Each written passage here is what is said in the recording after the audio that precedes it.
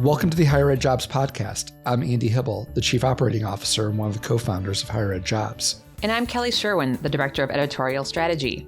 Today we are happy to welcome Adrianna Kezar.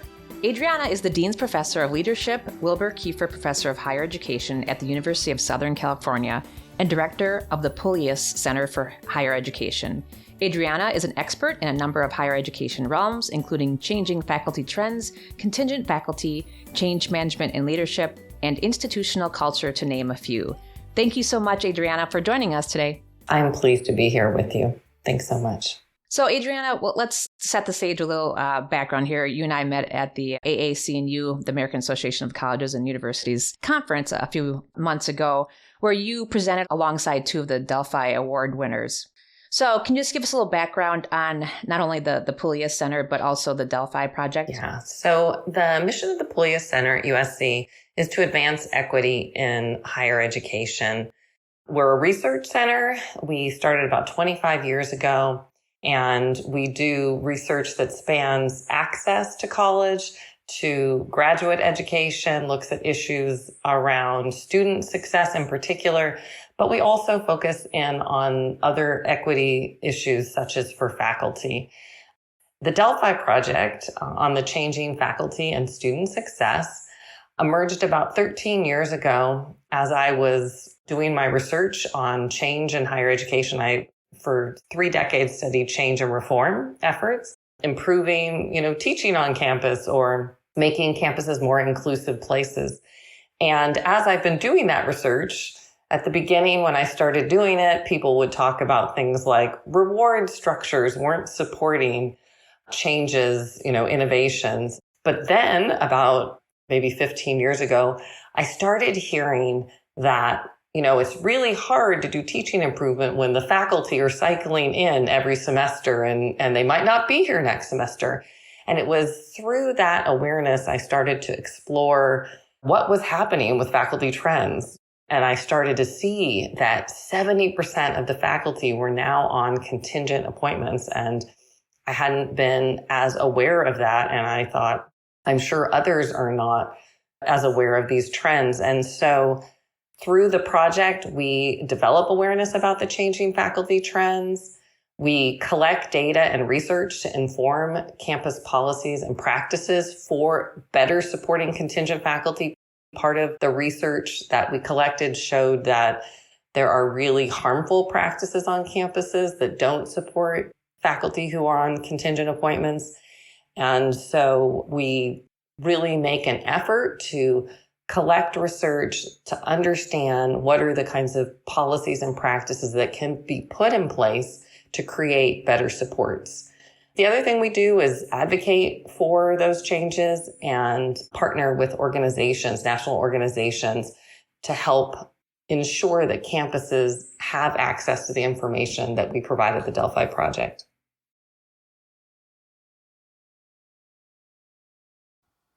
Thank you so much for that wonderful summary and vision of what institutions are out there trying to do to, at its core, be inclusive of this very important part of their team. And more importantly, the impact that this part of the team has on the success of the students they are serving. If what you're feeling right now is that we're just trying to put a positive, happy pace at this, listen to the first part of this conversation and understand that not all institutions are that way. But what we're saying is there are institutions who are purposeful in this way. And if you're interested in a career in doing this and want to take your career seriously because it works for you, here's what you should consider. As you've kind of indicated with what the biggest thing that institutions can do is to be inclusive of contingent faculty in shared governance. Let's look at the other side of this, and let's look at somebody who is in a career as what has been labeled traditionally an adjunct, as you've mentioned, you like to refer to as vital faculty, or more broadly, we can talk about contingent faculty, which also includes lecturers and more temporary appointments and the structures of the contract. So many folks over the years of HigherEdJobs have written to us about how institutions have basically put them on this track, not by choice. It's not what they wanted to do.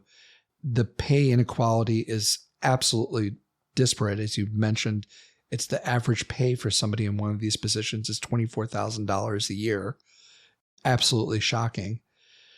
But what the center has been doing and what the Delphi Awards have absolutely done is shown where there are institutions who have said, no, it's important to us, it's important to our students to use this part of our faculty in a way that's consistent with the values of the overall institution and gives the students a return on their investment that they deserve.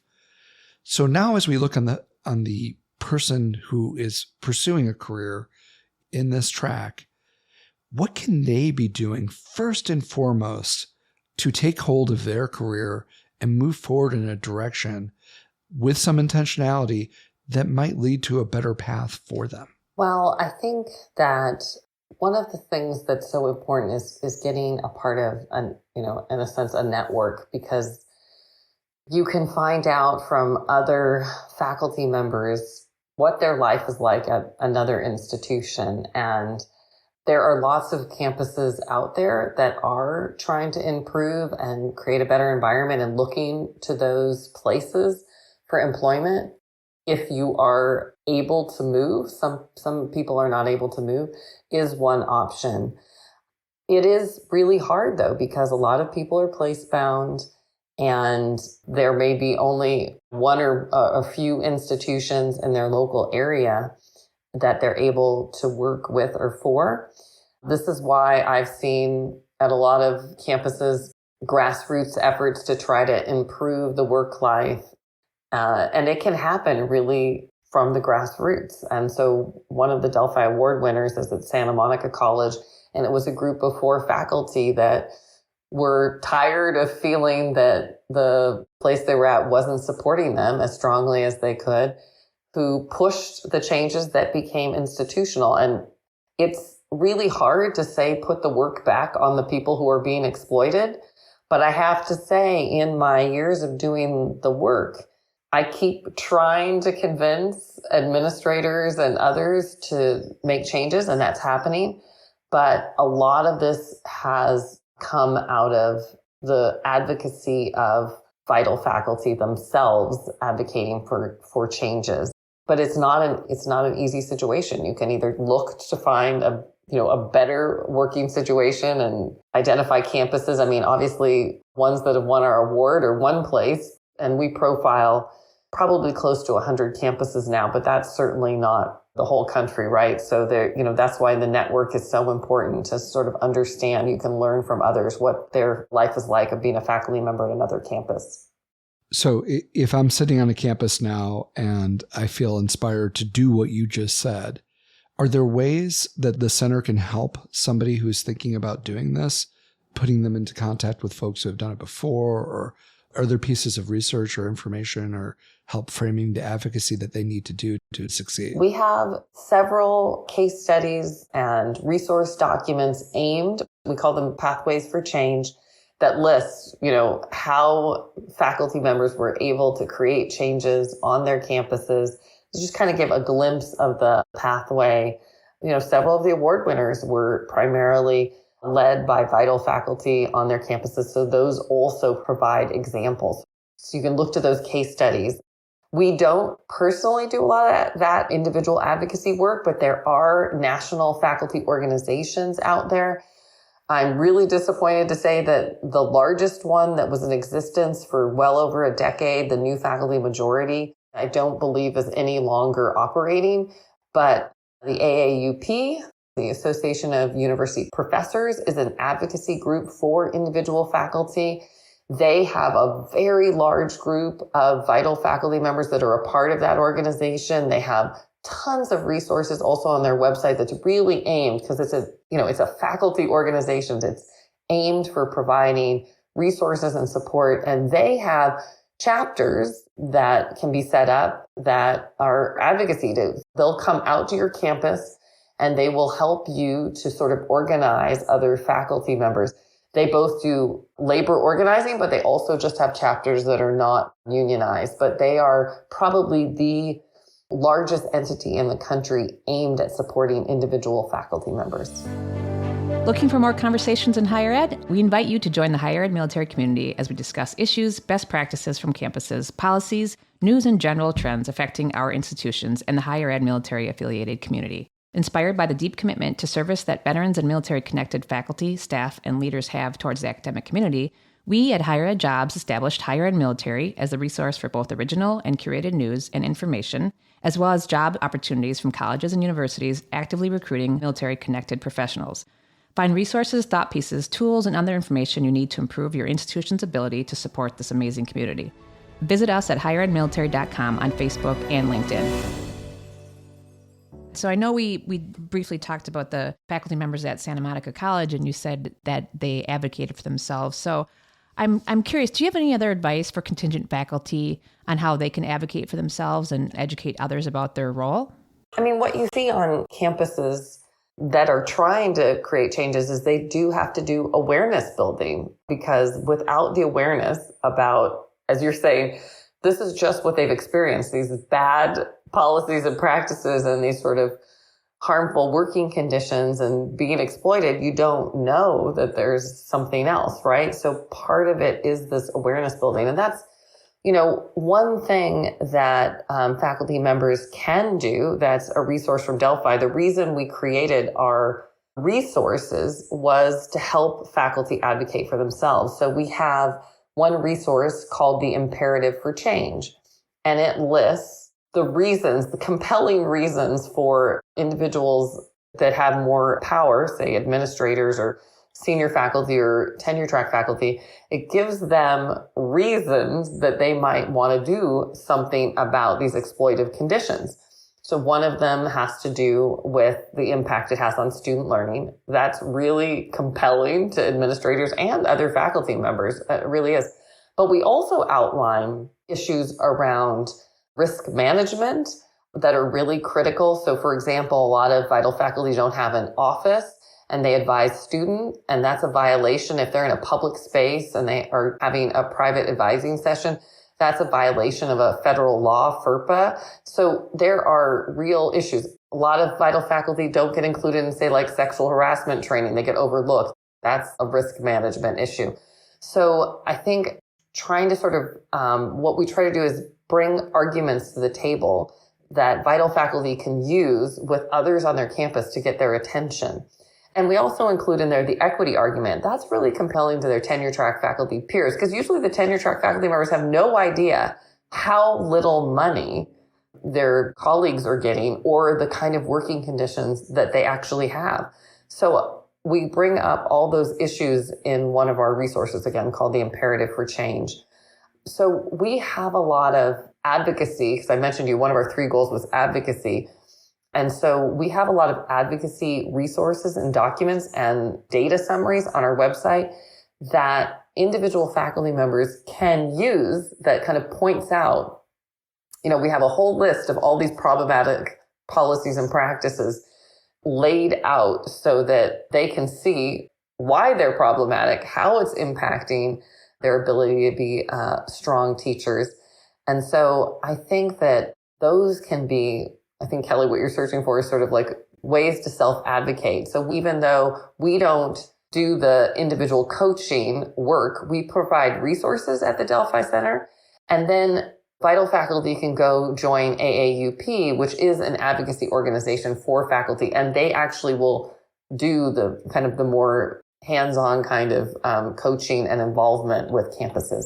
That's a fantastic answer. Over the past nearly 30 years of higher ed jobs, I don't believe there's been a more polarizing subject than adjunct faculty. We here at HigherEdJobs absolutely feel the frustration of many folks who serve in this role in such a dedicated way that cares about teaching and making a difference in students' lives with, as you've outlined, a lack of resources or ability to do the basic essentials of the job that they're being asked to do. It's wonderful to hear about the changes and the advocacy that folks are going through now. And I desperately, and I know we all desperately here at HigherEdJobs really hope it trends in that direction. It's important work. It could be the most important work for the next generation of students. With that, the reality of the situation for somebody who is in this role, who may or may not be able to move, may or may not be able to be equipped to advocate for what they need to advocate for, really is a hard position for lots of folks to be in. You sit in a chair that I think is fairly unique. And one of the things I think you can offer here is maybe a little bit of pragmatic thoughts on here's what you can do if you're in one of these positions to find things on a day-to-day basis that might make your role better. The inclusiveness, I think, is one thing where just finding just common sense things. If I'm going to be talking to a student, I can't do that at the local coffee shop. I need some space. Can you at least not make the FERPA violation and respect the dignity of the student and not putting me in the middle of all this? Now, that wasn't a really eloquent way to state that, but I think that's a good concrete example that if you are in that sort of position, what can you start doing for your day-to-day life? Obviously, with the pay inequality, that would be another place where just advocating for yourself. Do you have other ideas of what folks can do who may be at the institution where they're at and can't look elsewhere for some of these more evolved programs? Thanks, Andrew, for that question. And I do want to point out, though, that one of the things that we advocate for is pushing institutions to hire more full-time faculty than continuing to hire more and more adjuncts part-time. And we are seeing trends towards that. So just a little ray of hope there that is moving in that direction. I think the labor market will shift with that, but that's down the line. So if you're at a campus and they haven't made that shift to have more opportunities to be full-time, to be, on a longer term contract. And if let's say you don't have I'll call it luxury of time to get involved in any kind of advocacy on your sort of own benefit. Two things that I've seen kind of make life, a little bit better, even in the midst of the kind of exploitive conditions that exist on many campuses. One is developing a sense of community with some others and just the opportunity to, it may be a few other vital faculty that can really make a difference in terms of just down the line, sort of just like, your relationship with the campus and maybe opportunities to change things and to have different opportunities. Because sometimes somebody will get tapped for the full-time position. It's often because they're a little bit more connected to the community and other people.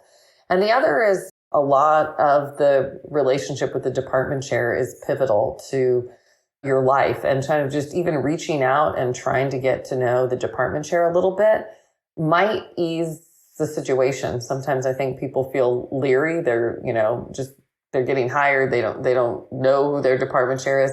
I just say really reach out to them. I mean, getting a personal relationship, and it doesn't have to take long, can make a difference in your life. Maybe you get a better schedule the next semester. I mean, it comes down to relationships, right? So if you have some kind of relationship with your chair and some kind of relationship with some of the other faculty members, I do believe, and I have seen, that life on the campus can be a little bit better, even if, your chair might not set the salary or the benefits and all that set maybe the institutional level, but maybe there's something they can do locally until there are broader changes. And so it's that kind of network close to you that can help, I think, improve your life. I've seen that at many, many institutions. Thanks for sharing those thoughts. And I will say, from my perspective of being a vital faculty member, the relationship, it takes two. It goes both ways. So I've had at a university reach out and email with opportunities to come to campus and meet with other faculty members, like you said, and partake in certain events. But if I choose not to, then that's on me. So it has to go both ways. Like the faculty member has to choose to be involved. I can't just sit back and say, I don't feel included and just, complain. So like I said, the relationship, I think it takes work on both sides. The leadership, the college has to make sure they are including the faculty, but then also the contingent faculty have to act on that and try to be a part of the community. I know. And Kelly, it's so hard sometimes because vital faculty have been treated so poorly that sometimes making that effort to reach out to anyone at the institution, whether it be the chair or to show up for an event, can be hard, but it really is important to do it, because once you do it, you kind of break through you develop a lot of negative feelings when you're not treated well, and that can turn things around for faculty members. So I just really encourage you not to give up hope, even though you feel really disappointed by, the position you've been put in by the institution. And there's always some good individuals out there that you can meet and that can make a difference to change your experience. So you need to still reach out and try to make those efforts. Thank you for acknowledging that. That was perfectly said. Thank you so much for spending time with us and sharing so much. And thank you for listening. If you have any questions, please email us at podcast@HigherEdJobs.com or direct message us on X @HigherEdCareers. Thank you for listening. We look forward to talking soon.